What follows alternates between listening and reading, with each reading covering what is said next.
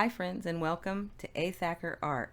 I'm Terry Thacker, an old artist learning new tricks. Yes, it is A Thacker Art, not at Hacker Art. I came up with this name when the telephone book was still the major way for businesses to reach people. And my name being Thacker, Thacker, it always fell at about the last third of the alphabet. So I just put an A in front of it. Thus the name A Thacker Art. I hope you'll join me on this journey, and I'm confident we'll learn some things together. Now let's talk about pattern. At artifactory.com, in a section called Pattern as a Visual Element of Art, they say the visual element of pattern is constructed by repeating or echoing the elements of an artwork to communicate a sense of balance, harmony, contrast, rhythm, or movement. There are two basic types of pattern in art: natural pattern and man-made pattern. Natural pattern in art is often based on the inspiration we get from observing the natural patterns that occur in nature. We can see these in the shape of a leaf and the branches of a tree, the structure of a crystal, the spiral of a shell, the symmetry of a snowflake, and the camouflage and signaling patterns on animals, fish, and insects. Man-made pattern in art is used for both structural and decorative purposes. For example, an artist may plan the basic structure of an artwork by creating a compositional pattern of lines and shapes. Within that composition, he or she may develop its visual elements to create a more decorative pattern of color, tone, and texture across the work. Now, I love drawing patterns, and in this video, the new trick I'm going to try is to do a doodle every day. Now, I'm not new to doodling like this, but I am new to setting a schedule. My experience in the world is the more that you make a behavior a habit, the better you become at it. There's a saying that I've heard from many different sources: fake it till you make it. Do it till it feels comfortable.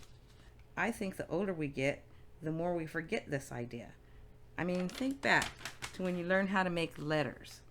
You had to make so many on those big sheets of kindergarten paper.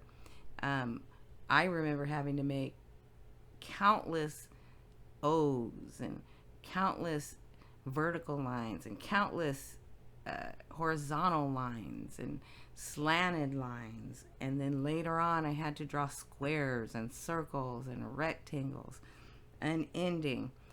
Even then I didn't mind doing that, but what I got out of that is I learned how to draw the alphabet. Now I'm very good at drawing the alphabet and writing, making whole words. Well, I think that art, or any task that you take on, the same principle applies. You must repeat and review it over and over and over again to get good at it. Now, one of the ways I've been doing this doodling, this type of doodling, this pattern doodling, for a couple of years now. I didn't used to do it when I was younger.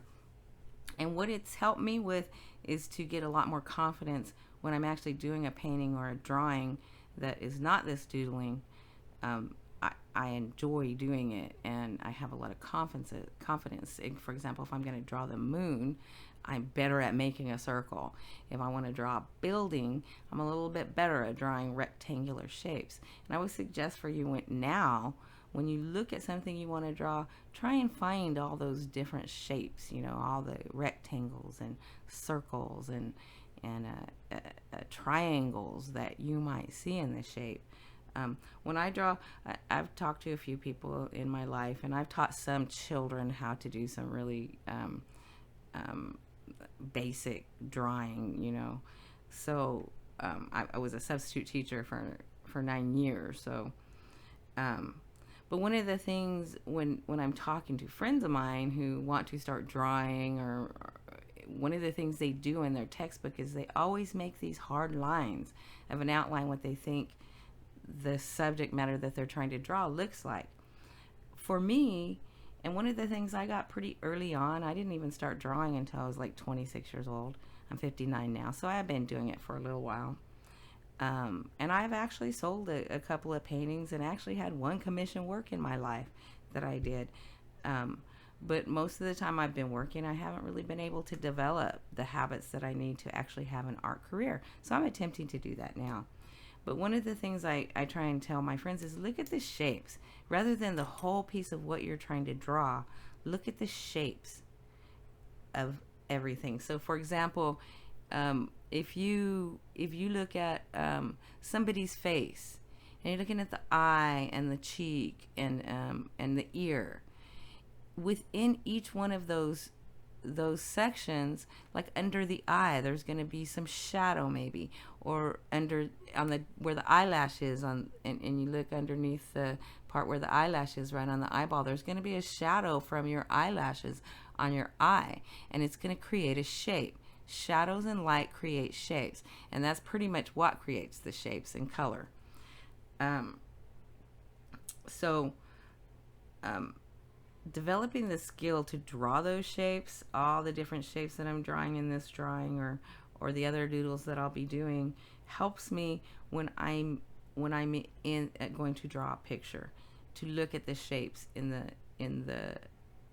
the reference photo, or the mountains or hills that I'm looking at, or any kind of scenery, or a person's face, or a portrait that I'm trying to do. So doing this actually hones my skills in making those shapes. One of the other new tricks I'm learning is how to create a YouTube video. So I humbly request that you have a little patience with me as I embark on learning this new skill. Hopefully I will also improve in this, because I do believe anything that you want to master, you are capable of mastering. You just have to put in the time. Okay, real time. I've actually put in quite a few hours on trying to create and edit this video. I'm learning a new program called DaVinci Resolve, and it is not the most easily graphic interfaced program that there is out there, but it has a lot of features that I like and I really want to learn. So I've learned quite a few of them on this one. Just for example, how to dub in sound on the picture, put music to it. I've taken some of those things out. One of the things I struggle with when I take on a new activity or a new task is that, or I want to learn a new way to do something, is that I want to do it perfectly right away. Like I said, I've already put in a lot of hours in trying to edit this video and make something that people would like to see. And one of the things I have a tendency to do is compare myself to other people's achievements. And there are many people on the internet right now doing YouTube who seem to have these like wonderfully professional videos that they create and put out there for you. Well, that's not going to be me today. This is my very first video that I've edited, so I'm going to give myself permission right now to not have it look professional, or I could go on with this forever and ever and actually never do anything. And that's one of the things I want to overcome. One of the shortcomings in my life I'd like to learn to overcome at this point too, is to just have the confidence to put it out there. And I would like to encourage you to do that too. If there's a task or an activity that you're taking on that you don't feel like you could do it anyway. Get through it. Put it out there. Remember, when you learned the alphabet, you didn't do it perfectly, but I bet now you write pretty darn good. But you had to make all those O's and horizontal and vertical lines and the slopes and the valleys and stuff that you had to write over and over, and then you became good at it. So anyway, thank you for joining me. Peace to y'all. So now I will just let you enjoy the rest of the video, with some music that I learned on this very video how to put in to my edited video. Enjoy.